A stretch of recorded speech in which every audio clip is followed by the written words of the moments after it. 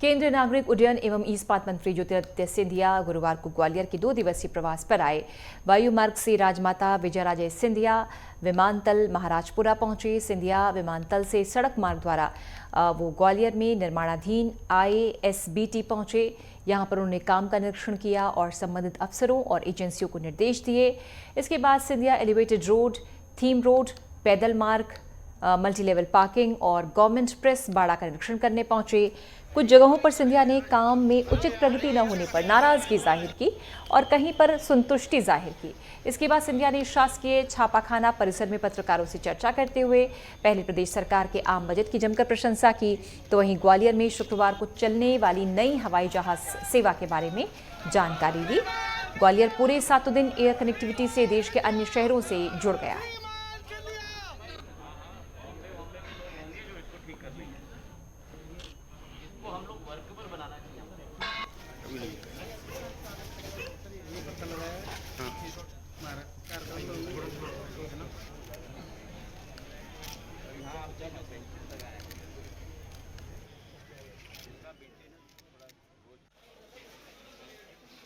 उन सबका हमने निरीक्षण किया है।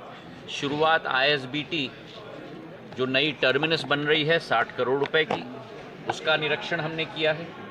करीब 52 बेज बनेंगे जहां बसेस रुकेंगी और करीब 85 पार्किंग के बेज बसेस के लिए बनेंगी। कुल मिलाकर ये करीब 137 बसेस के लिए प्रावधान किया गया है। मैंने कहा है कि अगर हो पाए तो वो 44 अतिरिक्त पार्किंग के बेस बसेस के लिए भी अभी से बनाए जाएं, ताकि 200 की क्षमता करीब 180-182 की क्षमता आज से ही वहाँ हो पाए। बड़ा सुंदर बनेगा। वहाँ एक कैफेटेरिया के लिए भी जगह है, पार्किंग के लिए भी जगह है और तीव्र गति से कार्य हो रही है और अगले वर्ष तक ये पूर्ण रूप धारण कर लेगा।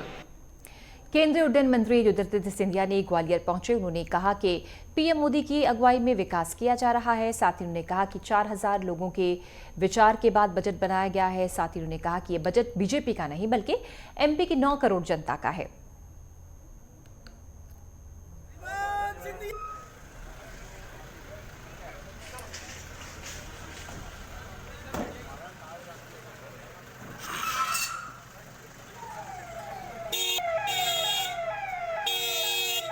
नतीजे भी हैं, उनमें दिख रहे हैं।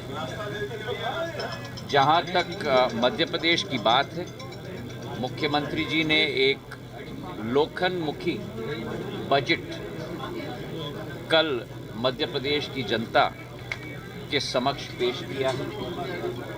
ये बजट की प्रक्रिया भी जिस तरीके से केंद्र में प्रधानमंत्री जी ने सदैव कहा है कि सबका साथ और सबका विकास। MP के ग्वालियर के पर्यटन को बढ़ावा देने और पेयजल स्रोतों को रिचार्ज करने के उद्देश्य से ग्वालियर के मुरार क्षेत्र में रमौआ डैम से जड़ेरुआ डैम होते हुए 12 किलोमीटर मुरार नदी पर सौंदर्यीकरण का कार्य शुरू हो चुका है, जिसमें पहले फेज में 3 किलोमीटर नदी के सौंदर्यीकरण का शुभारंभ हो चुका है। ग्वालियर प्रवास पर पहुंचे केंद्रीय मंत्री ज्योतिरादित्य सिंधिया मुरार के रमौआ डैम पहुंचे। यहां से मुरार नदी तक आए। यहां मुरार नदी के कायाकल्प प्रोजेक्ट को देखा और कुछ जरूरी सुझाव भी दिए।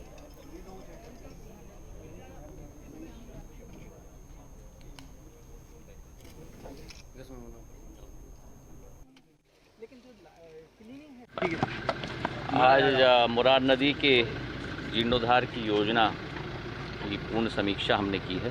12.5 करोड़ की लंबाई है जदरुआ बांध तक और इसमें से पहला भाग ये 750 मीटर है जहाँ पर हम लोग खड़े हैं। इसके बाद 1100 मीटर का दूसरा भाग है। 1100 मीटर के दोनों तरफ 750 मीटर का भी भाग है। कुल मिला के पहले किश्त में हम लोग करीब 2800 से 3000 मीटर मतलब 3 किलोमीटर हम लोग ले रहे हैं।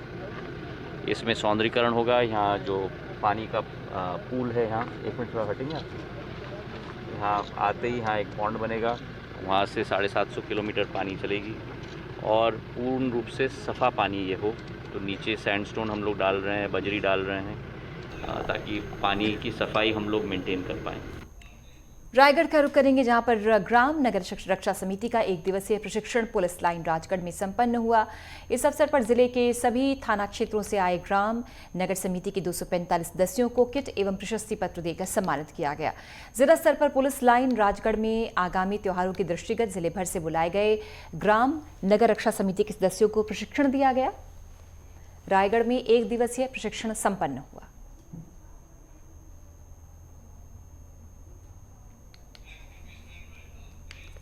भारतीय जनता पार्टी छत्तीसगढ़ के प्रदेश प्रभारी ओम माथुर आज बिलासपुर पहुंचे। कार्यकर्ताओं पदाधिकारियों के साथ बैठक ली और विधानसभा चुनाव को लेकर जीत का मंत्र दिया। बैठक से पहले प्रदेश प्रभारी ओम माथुर ने पत्रकारों से बात करते हुए प्रयोजन और अगले 3 दिनों तक बिलासपुर, सरगुजा और रायपुर संभाग में दौरे करे पदाधिकारियों से मीटिंग की बात कही। उन्होंने कहा कि मंडल स्तर से लेकर जमीनी स्तर के कार्यकर्ताओं को होमवर्क कितना पूरा किया गया है, इसकी भी समीक्षा की जाएगी।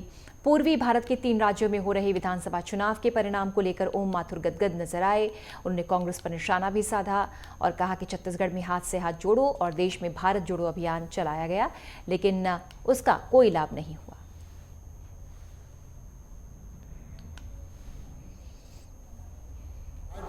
भारतीय जनता पार्टी हर चुनाव को चुनौती के रूप में लेती है। जब चुनाव पूरा होता है तो चुनाव से पहले काम शुरू नहीं करती है। चुनाव पूरा होते ही अगले चुनाव की तैयारी में भारतीय जनता पार्टी लग जाती है और ये आपने देखा होगा।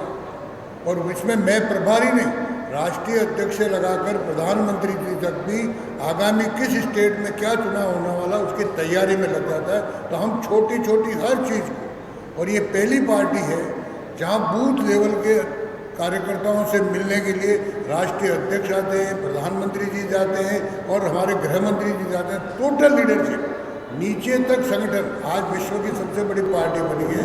उसके पीछे कारण यही है कि हमने नीचे तक हमारा संगठन का स्वरूप खड़ा किया। पंजाब में खालिस्तानी गतिविधियों को लेकर आप राज्यसभा सांसद संदीप पाठक ने कहा, आम आदमी पार्टी का खालिस्तान मूवमेंट से कोई संबंध नहीं है। पंजाब में लॉ एंड ऑर्डर की व्यवस्था को बेहतर तरीके से संचालित किया जा रहा है और आवेदन 12 से 24 घंटे में अपराधी पर पंजाब सरकार एक्शन लेकर कार्रवाई कर रही है।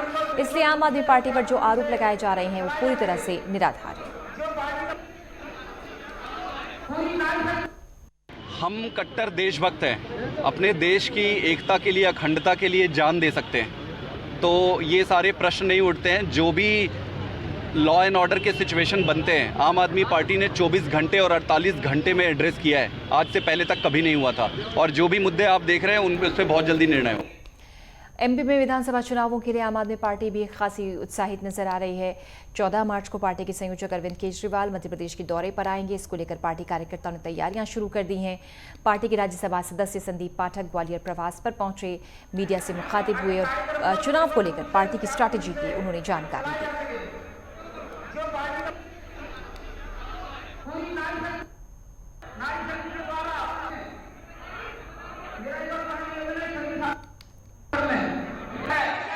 गुड लक कहूँगा इनको मैं। जब चुनाव आता है तो इस तरीके की चीज़ें करते हैं, लेकिन इतने साल से इनकी सरकार है, आज तक इन्होंने कुछ किया है क्या? आप सही बात कह रहे हैं। सिलेंडर का 50 रुपये बढ़ा दिया। बाकी के जो भी इन्होंने वादे किए हैं इसमें देखते हैं कितना पूरा करते हैं। देखिए, मैं आपको एक चीज़ कहना चाहता हूँ, इतने साल से इन दोनों पार्टियों को जनता ने मौका दिया।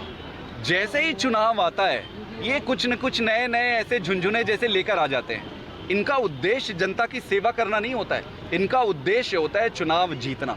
और जनता ने देखा है कि कांग्रेस को वोट देना मतलब बीजेपी को वोट देना है, बीजेपी को वोट देना मतलब कांग्रेस को देना है। समझ नहीं आता किसको वोट देना है, किसको कौन दे रहा है। तो ये दोनों आपस में मिले हुए हैं और जनता को ये सारा सब कुछ पता है। निश्चित रूप से आज आदरणीय श्री संदीप पाठक जी जो ग्वालियर का आगमन हुआ, ग्वालियर चंबल संभाग में सारे कार्यकर्ताओं में नई ऊर्जा के साथ उन्होंने एक उद्बोधन दिया। हमारे कार्यकर्ता पलकें बिछाए इंतज़ार कर रहे थे कि कब आम आदमी पार्टी मध्य प्रदेश में आएगी और हम लोग मध्य प्रदेश में अपनी सरकार बनाएंगे। तो आज जो प्रथम चरण में उन्होंने उद्बोधन दिया वो बहुत हर एक कार्यकर्ताओं के चेहरे पे खुशी की लहर है। और हम जानते हैं 2023 में हमारे जितने भी कार्यकर्ता हैं, हमारे जितना संगठन है, आदरणीय श्री केजरीवाल जी के नेतृत्व में यहाँ सरकार बनाएगा। बीजेपी और कांग्रेस की जो कुशासन वाली नीति उसको उखाड़ फेंकेगा। फिलहाल एक अंतराल, जल्द हाजिर होते हैं।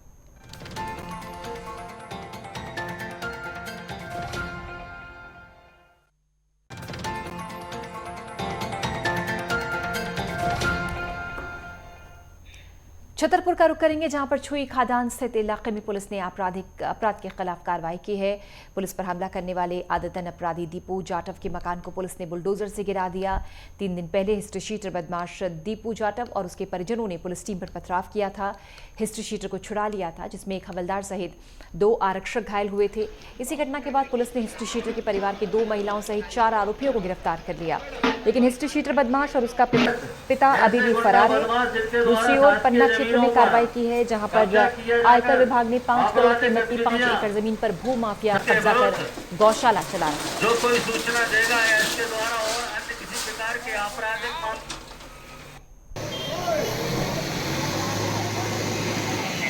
ये जहाँ पर हम लोग खड़े हैं छतरपुर मौजा के अंतर्गत आयकर विभाग की ज़मीन 5 एकड़ थी, जिसमें से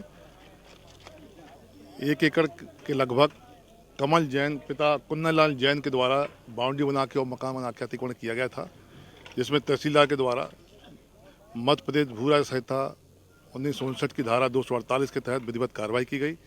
कार्रवाई के उपरांत इनको बेदखली आदेश जारी किया गया और आज यहाँ पर मौके पर इनका जो अतिक्रमण था उनको हटाया जा रहा है। कितनी कीमत होगी सर? उसके ऊपर कार्रवाई के बुलडोजर चला है। ये प्रशासन और नगर पालिका द्वारा जो माफिया हैं या फिर अपराधी तत्व बोल रहे हैं, जिनके द्वारा अवैध तरीके से संपत्ति अर्जित की गई है और इलीगल कंस्ट्रक्शन किया गया, उस पर कार्रवाई की गई है।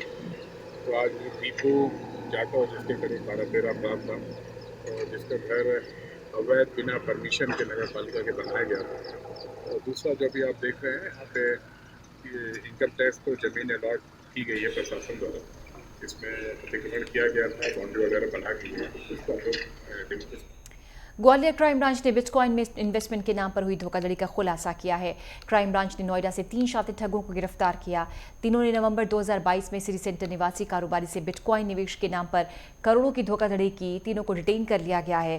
क्राइम ब्रांच ग्वालियर पहुंची। आरोपियों ने कुल 1 करोड़ 20 लाख ATC कॉइन, करीब 9000 USDT कॉइन और 12.11 बिटकॉइन की धोखाधड़ी की थी। बनाया गया था इनके द्वारा। इसमें ये डिजिटल करेंसी में निवेश का एडवर्टाइज करते हैं और ये शो करते हैं, जिससे कि कई लोगों को ये जो लोग होते हैं जो फरियादी ये 23/11/2022 को अजय टंडन नाम का जो फरियादी था, उसके द्वारा पुलिस अधीक्षक श्री अमित कुमार सांगी को एक आवेदन दिया गया था और उसमें ये बताया गया डिजिटल करेंसी में निवेश के नाम पर उसके साथ धोखाधड़ी हुई है, जिसमें कि USDT कॉइन और जो बिट्स कॉइन और इसके अलावा ATC कॉइन में के रूप में उससे इन्वेस्ट कराया गया और 10% का लालच दिया गया। 10% का उन्होंने बताया कि 10% का प्रॉफिट हम आपको देंगे, लेकिन उनके द्वारा कोई भी हमें पैसा वापस नहीं किया गया। इस आधार पर थाना क्राइम ब्रांच में IPC सेक्शन 409, 420 और 66D IT एक्ट के तहत केस रजिस्टर किया कर इन्वेस्टिगेशन में लिया गया।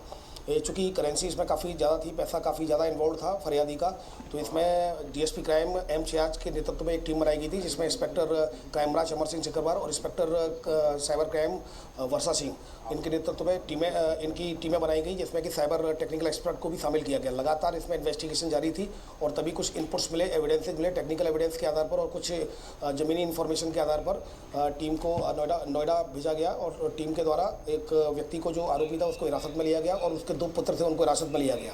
छत्तीसगढ़ के बिलासपुर के सिम्स अस्पताल में डेंटिस्ट डॉक्टर बनाने का झांसा देकर 12 लाख की ठगी का मामला सामने आया। एक युवक ने ठगी का आरोप लगाया है। पुलिस ने मामले में कार्रवाई करते हुए 2 महिलाओं को गिरफ्तार कर लिया, जबकि एक आरोपी फरार है। फिलहाल पुलिस पूरे मामले की जांच कर रही है।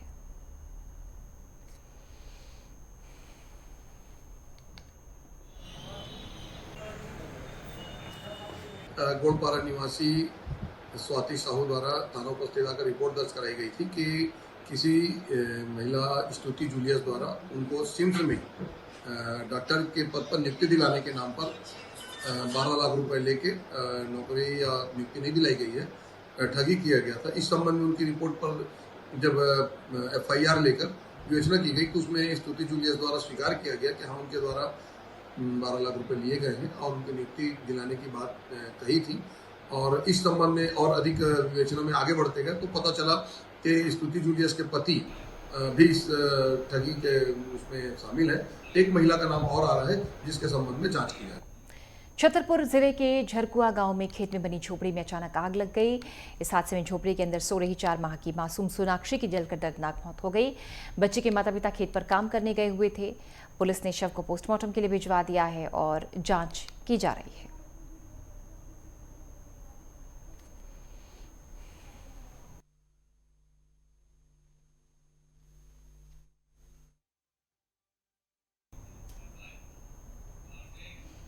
दंतेवाड़ा में कृषि विभाग के द्वारा एक दिवसीय पोषक अनाज त्योहार मनाया गया। इसके तहत एक दिवसीय किसान कार्यशाला का आयोजन हुआ। इसमें जिले के लगभग 250 किसान सम्मिलित हुए। इस कार्यशाला में कैबिनेट मंत्री सुरेश कुमार शर्मा और कृषि सभापति सुलोचना कर्मा भी पहुंची। किसान कल्याण आयोग मंत्री सुरेश शर्मा ने दंतेवाड़ा कृषि केंद्र में पहुंचकर विभिन्न जैविक योजनाओं का जायजा लिया और किसानों के हित में चलाई जा रही योजनाओं को जमीनी स्तर पर सही क्रियान्वयन करने के निर्देश अधिकारियों को दिए। इस कार्यशाला में किसानों को मोटे अनाज सेवन के फायदे बताए गए और दंतेवाड़ा जैविक जिला होने की वजह से इन पोषण आहारों के फायदे भी बताए गए। दंतेवाड़ा जिले के समस्त किसानों को यहाँ पर प्रशिक्षण भी दिया जा रहा है और हमारे जैविक जिला है दंतेवाड़ा, इसी वजह से इसको और बढ़ावा देने के लिए इसको कैसे आगे बढ़ाया जाए और ऐसे क्या करें जिससे कि हमारा जो जिला है और जैविक बने। तो और रासायनिक खाद जो यहाँ पर उपयोग हो रहा है तो उसको कैसे हम लोग प्रतिबंधित करें, जिसके कारण से हमारे जो आने वाली पीढ़ी भी स्वस्थ भी रहे। राष्ट्रीय खाद्यान्न सुरक्षा मिशन योजना अंतर्गत पोषक जो अनाज है उसको बढ़ावा देने के लिए और हमारे दैनिक जीवन में उसके आहार के रूप में शामिल करने के लिए एक विशेष कार्यशाला का आयोजन किया गया है। जैसा कि आप सभी लोगों को विदित है कि वर्ष 2023 जो है अंतर्राष्ट्रीय मिलेट वर्ष के रूप में मनाया जा रहा है और जो हमारे जो दैनिक जीवन में हम लोग दिन ब दिन मिलेट्स जो पोषक अनाज तत्व है उनको भूलते जा रहे हैं। आज के दैनिक जीवन में हम लोग जो केमिकल युक्त भोजन है, विष युक्त भोजन है, बर्गर है, पिज़्ज़ा है या रासायनिक जो पोषक तत्वों से भरपूर जो चावल है, दाल है या अन्य प्रकार के तत्व जिसमें केमिकल की मात्रा ज़्यादा होती है उसका उपयोग कर रहे हैं। इससे बीपी, शुगर और दुनिया भर की जो बीमारी जो पैदा हो रही है वो इन्हीं के कारण पैदा हो रही है। तो इन सभी चीज़ों को दूर करने के लिए हमें धीरे धीरे पोषक जो अनाज है, जो मोटे अनाज बोलते हैं, कोदो, कुटकी, रागी, इसकी ओर बढ़ना ही होगा। छत्तीसगढ़ में माननीय भूपेश बघेल जी की जो सरकार है, इस सरकार को किसानों की सरकार के रूप में जाना जाता है और इसलिए भी जाना जाता है कि हमारी सरकार ये मानती है और आप लोग भी इस बात को समझते हैं कि छत्तीसगढ़ में 96% लोग खेती या खेती पर मतलब निर्भर करने वाले लोग हैं। तो उनकी आर्थिक उन्नति हुए बगैर छत्तीसगढ़ की उन्नति हो नहीं सकती। तो सरकार ने पिछले 4 सालों में कई योजनाएं चलाई, जिसमें राजीव गांधी न्याय योजना के अंतर्गत 9,000 रुपये किसानों को इनपुट सब्सिडी दी जाती है। अन्य फसल लेने के लिए 10,000 दी जाती है। गोधन न्याय योजना के अंतर्गत 2 रुपये में गोबर खरीदी हो रही है, 4 रुपये में गौमूत्र की खरीदी हो रही है। 9,000 के लगभग गौठानों का निर्माण हुआ है। इसके अलावा भूमिहीन जो ग्रामीण मजदूर हैं उनकी सहायता के लिए 7,000 रुपये सालाना देने की योजना सरकार ने बनाई है और ये मिल भी रहा है। इसके अलावा तेंदूपत्ता के दाम को 2,500 से बढ़ाकर 4,000 करना, वनोपज की खरीदी को 7 जिन्सों से बढ़ाकर 65 जिन्स तक पहुंचाना, ये कुल मिला के सरकार ने किसानों को हर तरह से मदद करने का प्रयास किया। बिलासपुर के नेहरू चौक में आप कार्यकर्ताओं ने लगातार बढ़ती महंगाई को लेकर प्रोटेस्ट किया। प्रोटेस्ट कर रहे आप कार्यकर्ताओं ने कहा, बढ़ती महंगाई की वजह से आम लोगों को काफ़ी दिक्कतों का सामना करना पड़ रहा है। आप कार्यकर्ताओं ने एलपीजी की बढ़ती कीमतों को लेकर प्रोटेस्ट किया, नाराजगी जाहिर की। जिस पे बनती थी रोटी, छीनी है वो रोटी। छतरपुर पुलिस पर हमला करने वाले 2 महिला सहित 4 आरोपियों को पुलिस ने गिरफ्तार किया। मुख्य आरोपी हिस्ट्री शीटर दीपू जाटव और उसका पिता अभी भी पुलिस की पकड़ से दूर है। पिछले दिनों इन आरोपियों ने उस समय हमला किया पुलिस पर पत्थरों से, जब police history sheeter Deepu Jatav को पकड़ कर ला रही थी। तभी दीपू के परिजनों ने पत्थरों से हमला कर दिया, जिससे सिविल लाइन थाने पदस्थ हवलदार गंभीर रूप से जख्मी हो गया, जबकि 2 अन्य आरक्षकों पर भी हमला हुआ।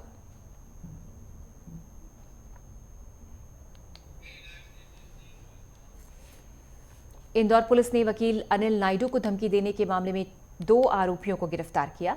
गिरफ्तार किए गए आरोपियों में एक नाबालिग भी शामिल है। पुलिस ने गिरफ्तार आरोपियों से पूछताछ कर मामले की जांच शुरू कर दी है।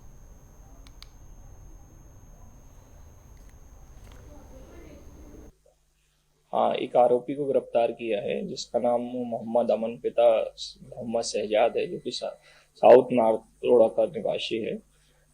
इसके संबंध में दिनांक 4/2/2023 को फरियादी वकील अनिल नायडू जी ने एक शिकायत की थी कि उनको संजय सेतु पुल के पास रोककर 2 व्यक्तियों ने मोटरसाइकिल से रोककर जान से मारने की धमकी और उदयपुर जैसी घटना के हश्र का अंजाम देने की कोशिश की थी। उस पर से थाना सेंट्रल कोतवाली में अपराध क्रमांक 29 आबलिक 23 धारा 341, 254, 506, 34 IPC का कायम किया गया था। छत्तीसगढ़ के जगदलपुर के रहने वाले ग्रामीण डाक सेवकों ने मांग की। डाक सेवकों ने कहा कि अपने अधिकारों के लिए 16-17 मार्च को विरोध किया जाएगा, क्योंकि डाक विभाग की अहम योजनाओं को जंगली पहाड़ियों के गांवों तक पहुंचाया जाता है, लेकिन अर्ध सेवकों को रिटायर होने के बाद कुछ नहीं मिलता। इसको लेकर सरकार को जगाने का काम करेंगे।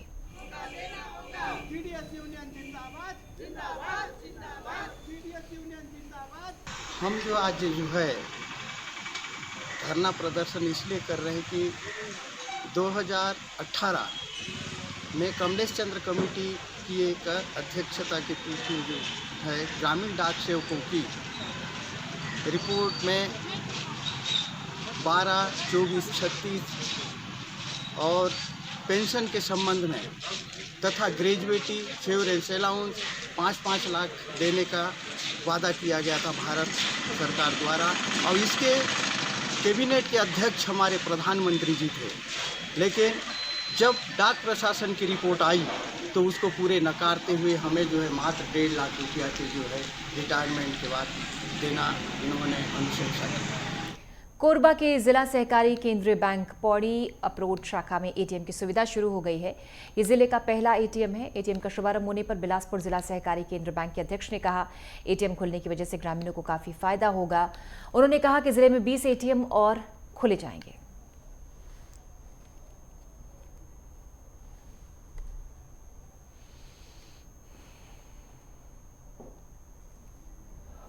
देखिए क्या है, बिलासपुर जिला सहकारी केंद्रीय बैंक के अंतर्गत 6 जिले हैं और कोरबा जिला उसमें शामिल है। कोरबा जिला में अभी एक भी यहाँ शाखाओं में एटीएम सुविधा नहीं थी और उसको देखते हुए अभी 20 जगह नया एटीएम शुरू करने जा रहे हैं। उसमें कोरबा जिला का पौड़ी उपरोड़ा जो शाखा है, इसमें एटीएम केंद्र की स्थापना हुई है और यहाँ आज उसका विधिवत शुभारंभ हुआ है। निश्चित रूप से जो बैंकों में जब धान का पैसा आता है तो किसान जो लाइन लगाते हैं, भीड़ रहती है, उनको तकलीफ़ों का सामना करना पड़ता है। उससे निजात दिलाने के लिए एटीएम एक बहुत ही उनका कारगर साबित होता है। इस एटीएम के माध्यम से आप चाहे तो कहीं भी से भी और दूसरे जगह भी उसका आहरण कर सकते हैं। तो एक किसान को सहूलियत देने के लिए एटीएम केंद्र अभी 20 जगह नया खुल रहा है और पौड़ी उपरा में उसका उद्घाटन भी हुआ है और यहाँ के किसान आज हम लोगों ने कई लोगों को एटीएम भी वितरण किए हैं। दतिया का रुख करेंगे। सिविल जज मनीष पांडे के बंद घर में चोरों ने सेंधमारी की, हजारों की नकदी और जेवरों पर हाथ साफ किया। चोरी के समय सिविल जज कोर्ट गए हुए थे। सूचना मिलने पर पहुंचे पुलिस अधीक्षक ने मामले की जांच करते हुए एसआईटी का गठन किया है। पुलिस ने चोरी की वारदात को अंजाम देने वाले आरोपियों की तलाश शुरू कर दी है।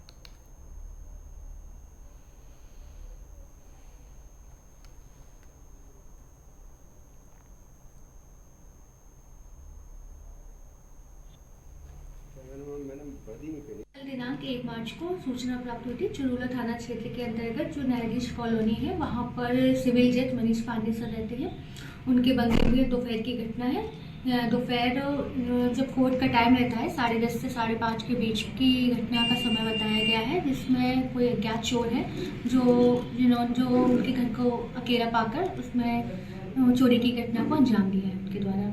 और साथ ही साथ एसपी सर के द्वारा एसआईटी का गठन कर दिया गया है, जिसके तहत हमारी टीम लगातार टीम चोरी की घटना के लिए लगी हुई है और जल्दी इसका खुलासा कर दिया जाएगा और आरोपियों की शीघ्र गिरफ्तारी करनी चाहिए।